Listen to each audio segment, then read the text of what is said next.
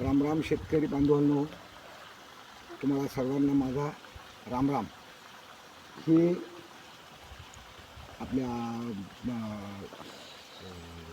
विहिरीचं काम आम्ही या ठिकाणी घेतलेलं आहे आणि रोजगार हमीमधून हे विहीर खोदण्यात आलेली आहे। तरी या विहिरीला 2 वर्ष झाली आता खोदून, पण आता एकही रुपये मिळाला नाही। म्हणून ज्या काही शेतकऱ्यांनी विहिरी घेतलेल्या असतील, ज्या काही शेतकऱ्यांनी घरकुलं बांधलेली असतील, आत्तापर्यंत हातगाव तालुक्यामध्ये कुठेही निधी आलेला नाही। अधिकाऱ्याला विचारायला गेले तर अधिकारी सांगतात की निधी नाही, आम्ही काय करायचं। आणि ज्यावेळेला विहिरीचं बांधकाम करायचं, ज्यावेळेला विहिरीची मंजुरी घ्यायची होती, त्यावेळेस ती आमच्या पाठीमागे लागून त्यांनी आमच्याकडून 30-40 हजार असे लुटले आणि मंजुरी आणली। आणि मंजुरी आणून आता विहिरीचं बांधकाम होऊन 2 वर्ष झाले, तरी विहिरीला निधी नाही। आणि आता निधी जर मिळवायचा असेल तर तुम्हाला जे काही तुमचे कस्टमर असतील, शेतकरी असतील तुमचे रोजगार हमीमधले, आणि ते रोजगार हमीमधले सगळे शेतकरी इथं आणायचे, कामगार इथं आणायचे, त्याचा फोटो काढायचा, फोटो काढून त्याला डाउनलोड करायचा आणि मग कोण तुमच्या खात्यावरती तुमची पैसे, तुमचे जे काय रक्कम आहे ते येणार आहे। हे असं सरकारचं धोरण आणि शेतकऱ्याचं मरण, याच्यामध्ये काय शेतकरी कंटाळून जाणार, काय कामगार काय येणार नाहीत। कोणता येते तर कोणता म्हणते उद्या येतो, कोणता म्हणते आज येतो, कोणत्या उद्या येतो म्हणते, कोणता आज येतो म्हणते। याच्यातून काही तुमचा पैसा काय आम्हाला मिळणार नाही।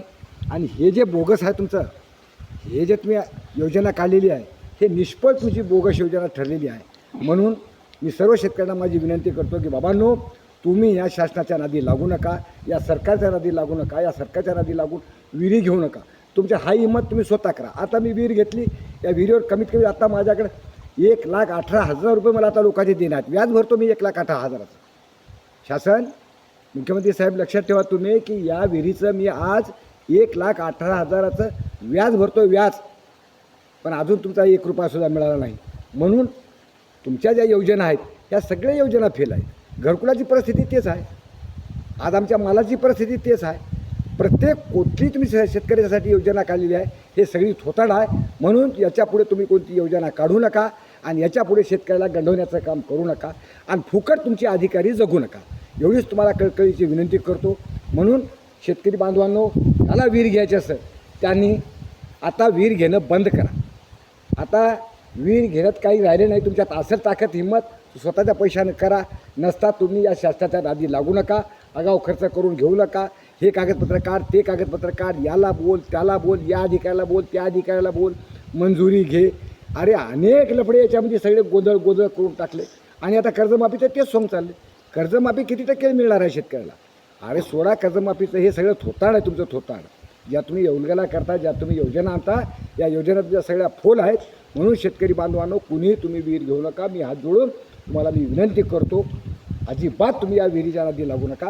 हे सगळं सरकारचं थोताड आहे, थोताड, हे थोताड आहे सगळं, थोताड। याच्यासाठी तुम्ही अजिबात नादी लागू नका। तुम्हाला अजूनही सांगतो, तुम्हाला माझी शपथ घेऊन सांगतो मी, तुम्ही या विहिरीच्या नादी लागू नका। तुम्ही असं हिंमत तुमच्या स्वतःच्या पैशाने तुम्ही करू शकता, मात्र या शासनाच्या धोरणाच्या मागे लागू नका। शासनाचं धोरण आणि शेतकऱ्याचं मरण हे सगळे आपल्या शेतकऱ्याला या महाराष्ट्रामध्ये आता पेलावं लागणार आहे। आणि इथून पुढे मात्र आता शेतकऱ्याचे दिवस कठीण येणार आहेत।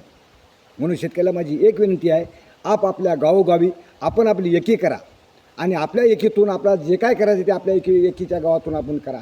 अरे आजही बी शेतकऱ्यासाठी धुऱ्याला भांडणं चालू आहेत प्रत्येकाचे, इकडे जमीन तिकडे घ्या, तिकडे जमीन। सरकारने शेतकऱ्याचे मोजमाप काढायला पाहिजे।